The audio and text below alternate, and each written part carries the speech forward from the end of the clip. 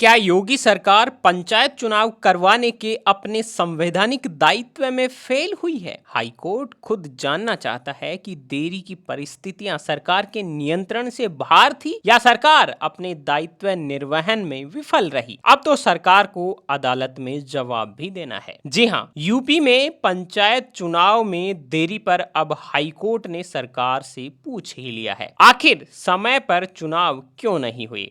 मई 2025 से तैयारियां चल रही थी, तो इतनी देरी कैसे हुई? गांव में चुने हुए प्रतिनिधियों की जगह प्रशासक क्यों बैठे हैं? और अब सबसे बड़ा सवाल, अगर नवंबर 2026 तक चुनाव नहीं हुए तो योगी सरकार के सामने एक बड़ा कानूनी संकट खड़ा हो जाएगा, क्योंकि आने वाले दिनों में विधानसभा चुनाव भी है जिसका असर बीजेपी पर पड़ने वाला है। एक बात और है, पंचायतों का कार्यकाल खत्म होने के बाद प्रशासक बैठाने पर सवाल तो उठ ही रहे हैं। जब संविधान समय पर चुनाव की व्यवस्था देता है तो गांव की सत्ता लंबे समय तक अधिकारियों के हाथ में क्यों है? क्या इसके पीछे ओबीसी आरक्षण असली वजह है या फिर ये चुनाव टालने की मजबूरी का तर्क है? सरकार पिछड़ा वर्ग आयोग और मतदाता सूची की प्रक्रिया को देरी की वजह बता रही है, पर सवाल ये है, क्या इन प्रक्रियाओं की तैयारी पंचायतों का कार्यकाल खत्म होने से काफी पहले नहीं की जा सकती थी? दोस्तों, उत्तर प्रदेश में समय सीमा बीत जाने के बावजूद पंचायत चुनाव न कराए जाने के मामले में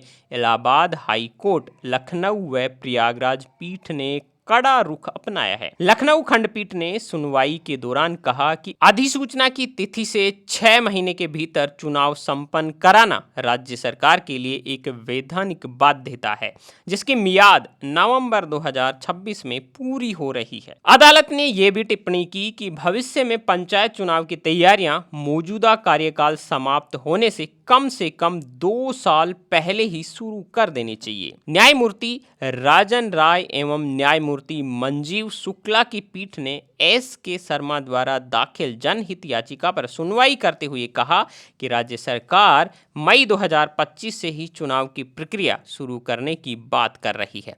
इसके बावजूद अब तक मतदान नहीं कराया जा सका। पीठ ने टिप्पणी की कि हम देखना चाहते हैं कि क्या ऐसी परिस्थितियां थी जो सरकार के नियंत्रण से परे थी या फिर सरकार अपने संवैधानिक दायित्व के निर्वहन में फेल रही। सरकार को सर्वोच्च न्यायालय द्वारा सुरेश महाजन मामले में दिए गए ऐतिहासिक फैसले का अवलोकन करना चाहिए। अदालत ने सरकार द्वारा प्रस्तुत ई अभिलेखों का पुनरीक्षण करने के लिए मामले की अगली सुनवाई 11 अगस्त 2026 को तय की है। उधर प्रयागराज में मुख्य न्यायमूर्ति अरुण भंसाली एवं न्यायमूर्ति क्षितिज शैलेंद्र की खंडपीठ के समक्ष एडीसी के विधि छात्रों ने युधिष्ठिर वर्मा व आयुष पांडे की याचिका पर राज्य सरकार ने अपना जवाब काउंटर एफिडेविट दाखिल किया।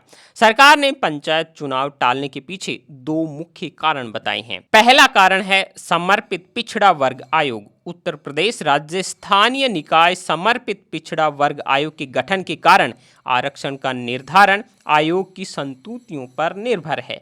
राज्य निर्वाचन आयोग द्वारा अंतिम मतदाता सूची के प्रकाशन की तिथि 10 जून 2026 निर्धारित की गई थी, जिसके कारण 26 मई 2026 से पूर्व उपचुनाव करवाना संभव नहीं हो सका। दूसरा जो बड़ा कारण है वो है प्रशासनिक व्यवस्था पर जो सवाल उठे वो। याचिकाकर्ता का तर्क है कि पंचायतों का संवैधानिक कार्यकाल समाप्त होने के बाद यूपी पंचायत राज अधिनियम की धारा 1947 की धारा 12(3)(a) के तहत प्रशासकों की नियुक्ति करना संविधान के अनुच्छेद 243(e) की मूल भावना के पूरी तरह विपरीत है। प्रयागराज पीठ में राज्य सरकार के इस जवाब पर अगले सप्ताह सुनवाई होगी, जहां याचियों को सरकार के जवाब का बिंदुवार प्रत्युत्तर दाखिल करना है। इलाहाबाद हाईकोर्ट की लखनऊ खंडपीठ ने कहा कि अधिसूचना के 6 महीने के भीतर यूपी में पंचायत चुनाव कराना राज्य सरकार की वैधानिक बाध्यता है, जिसकी अवधि नवंबर 2026 में खत्म हो रही है। तो दोस्तों, नवंबर 2026 से पहले यूपी सरकार को पंचायत चुनाव किसी भी हाल में करवाने हैं। इस सारी खबर पर आपकी क्या राय है, कमेंट में हमें जरूर बताएं और इस वीडियो को लाइक कर दीजिए, सभी के साथ में शेयर कर दीजिए। अब आप रोजाना सुबह 5 बजे देख सकते हैं दिन भर की टॉप 100 खबरें। अभी यूट्यूब में सर्च कीजिए BN हिंदी न्यूज और हमारा जो चैनल आ रहा है उसको सब्सक्राइब कर लीजिए, बेल आइकन को प्रेस कर लीजिए।